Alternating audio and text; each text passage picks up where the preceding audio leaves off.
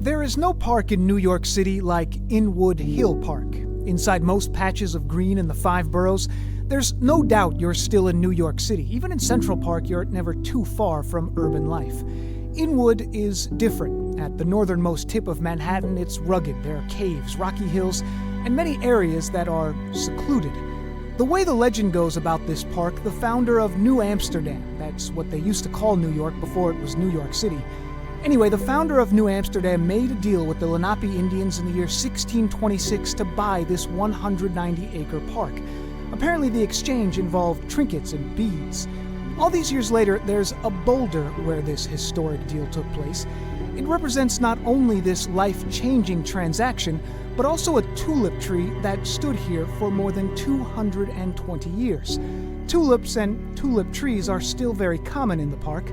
They are also a very important clue for the story I'm about to tell. Because in 2004, a young woman, 21 years old, named Sarah Fox, went for a simple afternoon run in this park. She ran right past that boulder, following a path around the bend into a more secluded section. She never made it home. They found her 6 days after she went for that run. When she was discovered, her body was surrounded by flowers, tulips from the trees that have dotted this park for centuries.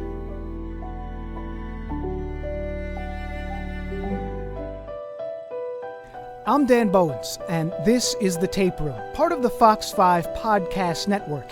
Here, we take a look back at some of the tri-state area's infamous and unsolved crimes. We know some of you may be new listeners, and maybe you heard about us after our TV special on Channel 5. Thank you for giving us a try. This time, we are following up on one of the cases we featured in that TV special, the murder of Sarah Fox. This is the full interview with one of her childhood friends. This woman was a part of the search for Sarah in those tense days after she vanished. Now, 15 years later, this friend, like everyone else involved in this case, is hoping for a break, hoping for justice.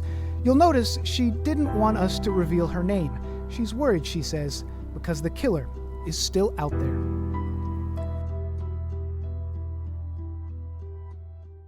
On that day in May in 2004, just the alarm bells started to go off.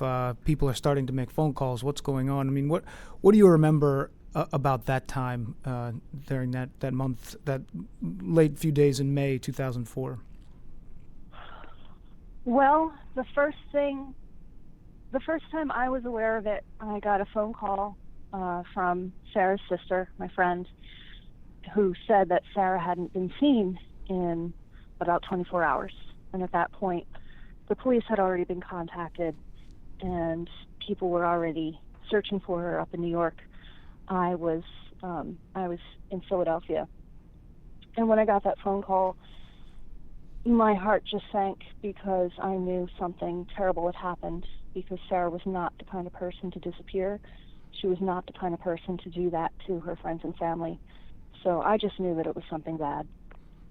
And sort of come to find out that she had gone for a jog in Inwood Park.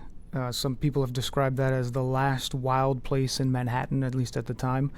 And that's where police are sort of focusing their search. I mean, why, from what you're hearing at that time, why were you hearing at that time why police were searching in that area? Well, Sarah did like to go for runs in Inwood Hill Park. She lived in the neighborhood at the time, and she was a pretty avid runner. And she always loved to be in nature, so that place had kind of a draw for her. And she had left home to go for a run, but she hadn't taken a cell phone or a Metro card. So naturally it was assumed that she hadn't planned on going far. Like I said, it wasn't like her to just take off and disappear, especially not without a phone or transit. So that was the last place she was known to have been, and that's where the police started to focus their search. But Inwood Hill Park is very hilly and wild and wooded, and it's a difficult place to search.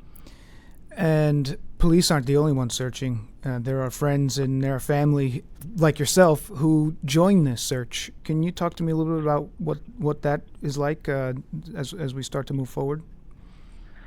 Yes. So so those days that she was missing were a very difficult time, and the days just dragged on with no word. Every day was more frantic than the last because time was passing. And as much as we wanted to hold out hope, we had to find out what had happened. So it was 6 days later. Sarah's family in South Jersey had organized a bus to go up to New York and search the park. And I was part of that search, as were many of her friends from high school, from that tight-knit group. And we all went up on this bus. And the mood among us was just that we were doing what we had to do. We couldn't stop to think about it too much. We just had to cover all the ground and find out what had happened. So the police had searched the park already with dogs, I believe, but it turned up nothing. Again, this was a very wooded area. And friends and family on this bus got to the park. And at first, we started at the bottom of the park. It's pretty large. And at first, we made a human chain, and we were combing the area together. But it was going very slowly, and eventually everybody broke off into these small groups to cover more ground, and started walking these paths. And my mother was there, our friends were there. It was just this big group of people who all cared about Sarah. And it was really this kind of incredible thing to see, all of these people turning out. And within about 90 minutes, a group found what seemed to be human remains. I was not part of that small search group. I came upon them right after, and they told everybody to basically back away from the area while police and other officials went to see what was going on. And so that was about 90 minutes after we started. And basically there was nothing for us to do. We just waited and waited and waited to see what the official news would be. There were lots of reporters gathered at the entrance to the park, just waiting for any news. And we were all just kind of hoping that we would be able to figure out what was going on before it kind of hit the media. Because Sarah's disappearance it was such a strange thing. There was a lot of media presence around it. So there were newspapers and news reports during that entire week. And it seemed like everybody was watching and waiting, but we just wanted to know what had happened to our friend. That had to be hard. Mm-hmm. It was very hard. It was probably the hardest thing I've ever had to do, but I would do it again in a second, in a heartbeat. When it's somebody you love, you just don't think twice. And I think everybody in the park that day felt the same way. Did they find her CD player first in a different spot, or did the CD player and the discovery by this group sort of all happen in the same area at the same time? So I believe the CD player was found in a different spot, and I think it was before we actually found her. I remember them finding the CD player. It may even have been a different day. Mm-hmm.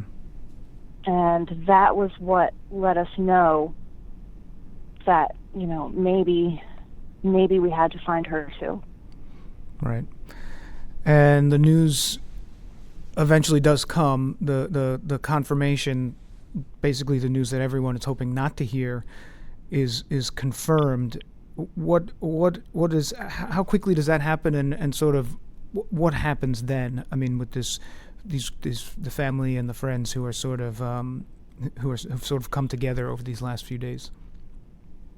Well, we had waited for a few hours for the official word to come, and it was a very tense and strange couple of hours with basically no information and nothing to do. And eventually, I don't remember who told me. I think we all kind of knew in our hearts what was going on, but it was just a blur of grief at that point. It was just hard to believe, even after everything we had been through. It was just surreal. And at that point, Sarah's family, her immediate family, kind of went off to be together, as, you know, it's very understandable. And the rest of us, I remember just walking back to the bus through this kind of line of reporters, and I was crying my eyes out, as I think most people around me were. And it was just all very surreal to have to get back on that bus and go home. You know, it's one thing to have something like this happen, and it's as terrible as it can be, and then you come to the realization that your worst fears have come true. But for this case, it goes a step further, because it's not just that these remains were found, and it's not just that a young woman's life has been taken. It's just the way that this happened, and the way that she was killed. I mean, is incredible. How are you guys? When do you guys start to hear some of those details about what had actually happened to her? Well, the details came out in the next couple of days. And as weeks and even months went by, more details became known. And it was terrible. It was absolutely a traumatic thing for all of us. And for something this deliberately horrible to happen to such a wonderful shining light of a person, it makes you reevaluate the world and how you think about people and what you think is possible. It was terrible. There was a ritual aspect to her murder. There were flower petals placed around her body, and eventually it came out that those flower petals were not from the trees around her, that they came from a different place, possibly a different place in the park. And what does that mean? We don't know. We still don't know. It was just so strange. It was almost ritual. It was very deliberate. That's the thing. It didn't seem to be a crime of opportunity. There seemed to be this planned aspect around it. And I just remember we were all very confused as the details started to come out. I mean, you can understand something terrible happening. You can understand somebody who's unhinged even taking the life of someone if they have the opportunity. That kind of thing, as horrible as it is, it happens. But this seemed to be just evil beyond a deliberate evil that I had never experienced.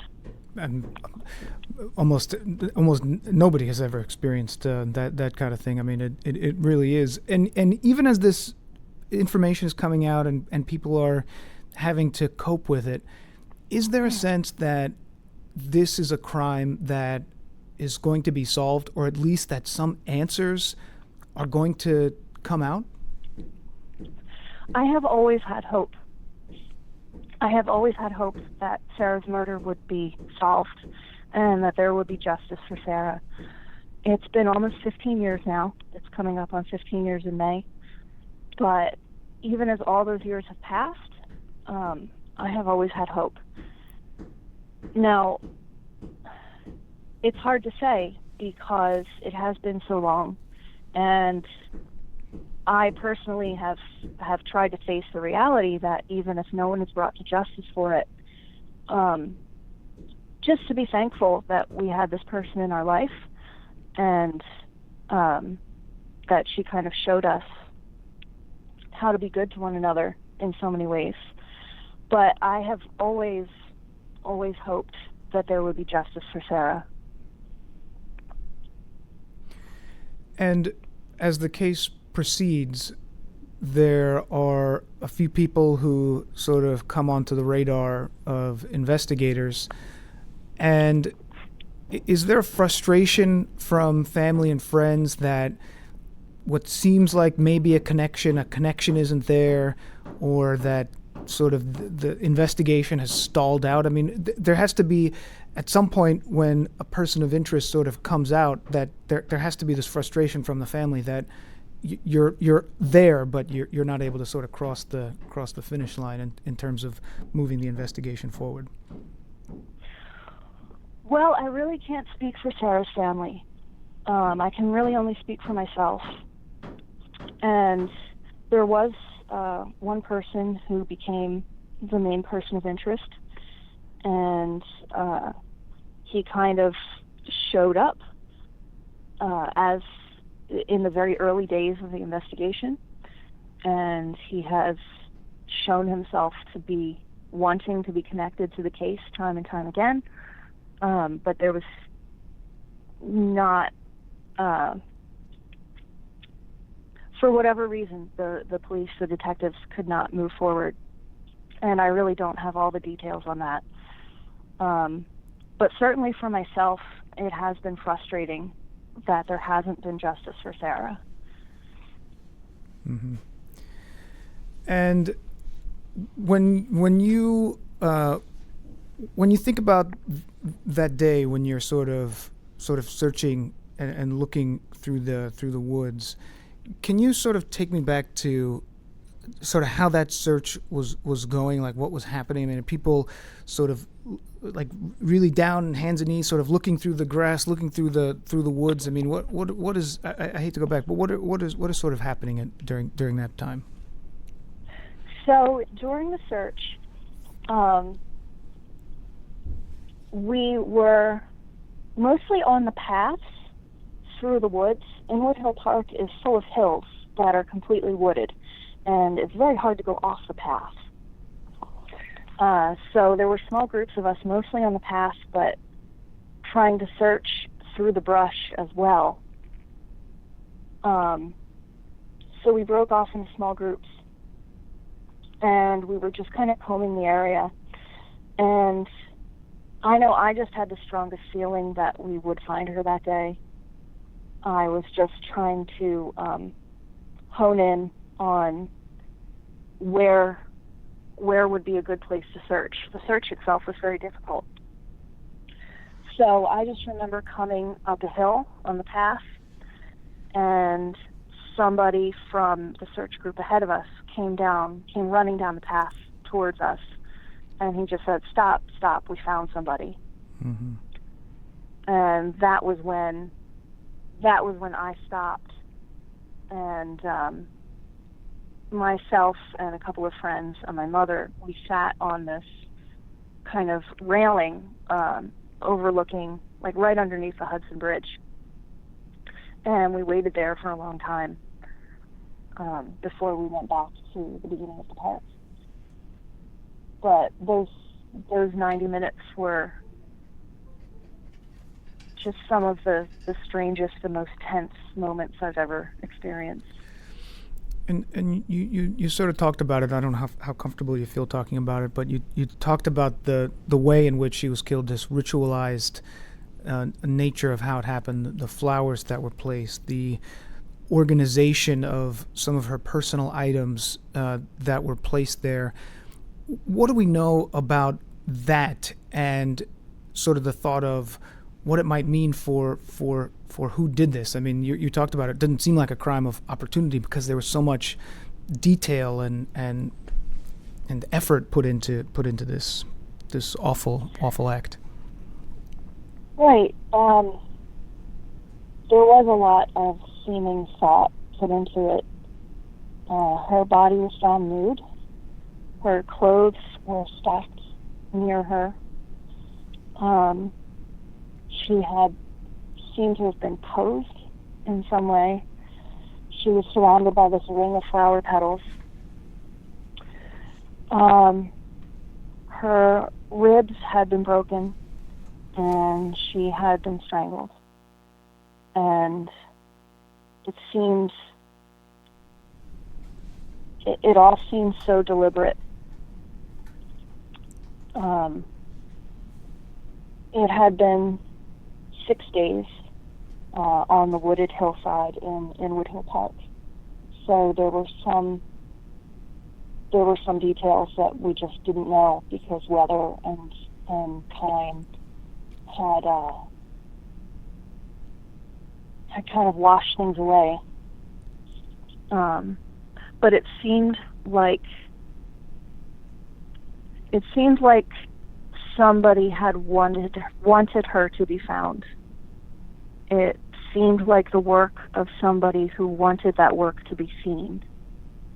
It wasn't just that some deranged person had committed a murder and gotten rid of the body. It was also staged, and it looked like the work of somebody who wanted it to be found. In Inwood Hill Park, it's so wooded, and it would have been easy to put her somewhere where she would never be found. There's water, there are rocks and brush. She easily could have never been found, but it was staged in a way that meant somebody wanted this work to be seen. And you told me that you were recently found yourself back in that park, just sort of walking around. Was that the first time that you had been back there? Yes. So just a few weeks ago, I happened to be in New York, and I just had a strong feeling that I should go up there just for some closure for myself. And so I took the subway up there, and I spent a few hours just walking around. I easily found the spots where everything had happened, where her body had been found, where we had searched, where we sat on that rail overlooking the Hudson. It was just something I felt like I needed to do for myself. And you said, just in our interview here, just sort of wrapping up our conversation, you said that even if there is some kind of answer from an investigation, that there are things that you are taking away from it no matter what. I mean, that you have to take away from the situation and sort of try to find some kind of light in this terrible, dark moment. Absolutely. Sarah was a good friend of mine, and to me, what happened to her to end her life doesn't define her. I'm not going to let one sick person define somebody that I care about. And I've tried to take that feeling into the rest of my life as well, and to really be present with my friends and family, and try to be the best person that I can be when I'm with them. And I think that's a big lesson that I took away. It was a long time ago, and but Sarah's someone I'll never forget.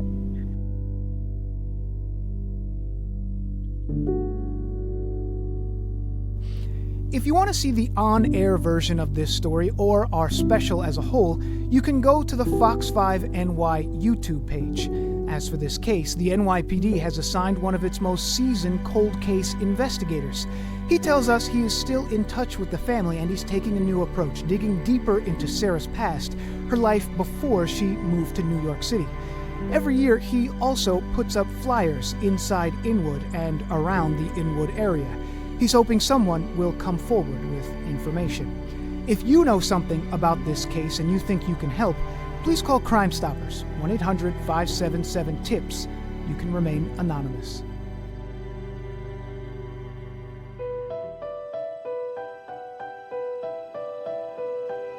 The Tape Room is part of the Fox 5 Podcast Network. I'm your host, Dan Bowens.